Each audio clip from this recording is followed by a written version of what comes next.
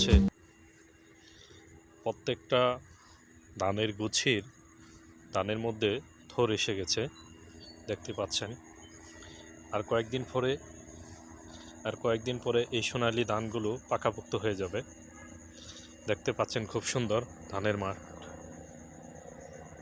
দর্শক, আপনারা দেখতে পাচ্ছেন যে একেবারে এটা যখন বর্ষাকাল থাকে তখন পানি এগুলোর মধ্যে পানি থই থই করে। এখন বর্ষাকাল নেই, এখন এই ক্ষেতের মাঝখান দিয়ে রাস্তা হয়েছে। তবে চট্টগ্রামের কিছু অঞ্চল এখনও রয়েছে যেখানে বুরু চাষ হয় না। আর আমি যেগুলো দেখাইছি আপনাদের কিছুক্ষণ আগে, যে ধানের ক্ষেতগুলো, সেগুলো তো বুরু চাষ করা হয়েছে।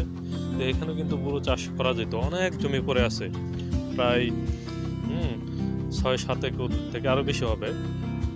10-15 একর জায়গা পড়ে আছে, কোনো কিছু চাষ হয় নাই, খালি মতিত পড়ে আছে।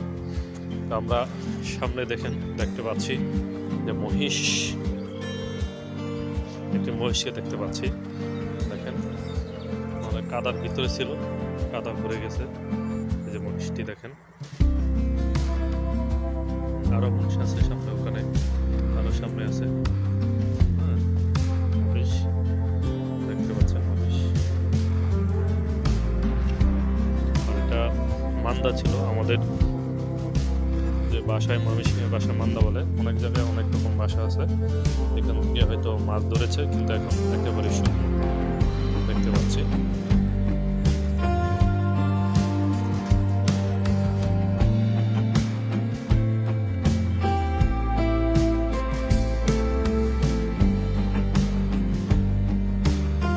দর্শক, দেখতে পাচ্ছেন কি সুন্দর সোনালী ফসলের মাঠ, কি সুন্দর ধান। এখন ধান বের হচ্ছে, প্রত্যেকটা ধানের গুছির ধানের মধ্যে থর এসে গেছে, দেখতে পাচ্ছেন। আর কয়েকদিন পরে এই সোনালী ধানগুলো পাকাপোক্ত হয়ে যাবে। দেখতে পাচ্ছেন খুব সুন্দর ধানের মাঠ। আপনাদেরকে এটি চট্টগ্রামের একটি গ্রামের এলাকা এবং ধানের ক্ষেত দেখতে পাচ্ছেন। উপরে আবার হেলিকপ্টার যাচ্ছে, দেখেন। আপনাদেরকে দেখাচ্ছে একটু করে টেনে হেলিকপ্টার।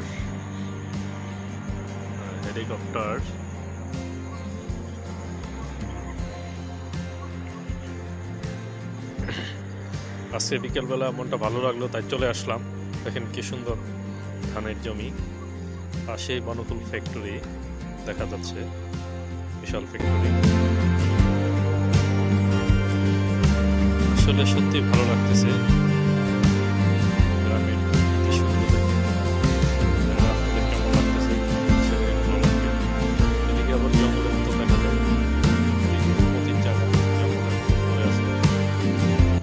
অনেক আগে এটা একটা বাড়ি ছিল, দেখতে পাচ্ছেন, এখন এটা পতিত হয়ে গেছে। সবচেয়ে ভালো লাগতেছে আমার এই ধানের ক্ষেতটা দেখে, খুব সুন্দর লাগতেছে। এবং এটা ভালো মানের বীজ,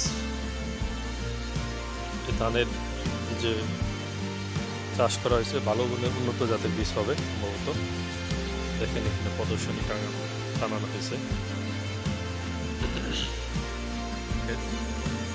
প্রকৃতি অনেক সুন্দর, কিছু সময় হলেও নিজেকে প্রকৃতির মাঝে উপস্থাপন করুন।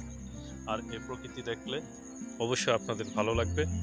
এই সুন্দর ধানের ক্ষেত সবারই দেখতে ভালো লাগে, বিশেষ করে যারা শহরের বাউন্ডারির ভিতরে থাকেন, দালান কোঠরে থাকেন, তারা যখন এই গ্রামে আসবেন, এরকম সোনালী ফসলের মাঠগুলো দেখবেন, নিশ্চয়ই আপনাদের মন ছুঁয়ে যাবে, ভরে যাবে একেবারে। তা আমি আসছি আজকে, আমার অনেক ভালো লাগতেছে, দেখতেছি। আশা করি আপনাদেরও ভালো লাগবে।